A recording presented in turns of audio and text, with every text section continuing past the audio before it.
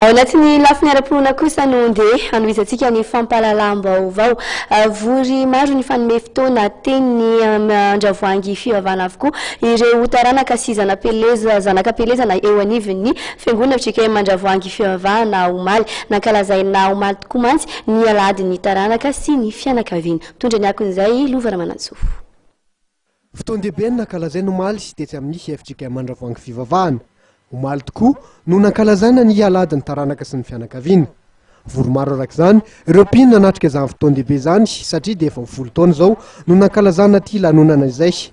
Notanterahana tetsy amin'ny fiangonana FJKM Mandravoangy fivavahana ity. Natokany fiangonana ho alady amin'ny taranaka sy ny fianakaviana izay fanao isa-taona zany eto amin'ny fiangonana Mandravoangy fivavahana. Ary tamin'ity taona ity izy moa dia nankalaza tanteraka ny 10 taona satria 10 taona tamin'ity androany ity zany ny fetin'ny taranaka sy ny fianakaviana.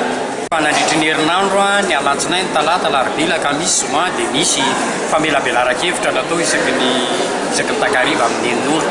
Fa ny androany zany dia fanompoam-pivavahana in-telo taona narahana fandraisana fanasan'ny tompo dia ao ihany koa ilay manamarika sy mandravoangy anandravoangy dia ilay fanateran'ny taranaka sy ny fianakaviana sandrifa eny amin'ny altara. Nahatratratra amin'ny 700 izany ireo mpino nanatrika ny fankalazana ny alady ny taranaka sy ny fianakaviana teto amin'ity fiangonana ity.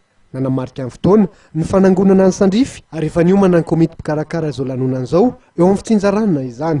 Entina nomanana ny fankalazana ny jobily fa 520 taona nisy FJKM Mandravoangy fivavahana tokoa ny vola voangina jobily izay ankalazana amin'ny taona manaraka.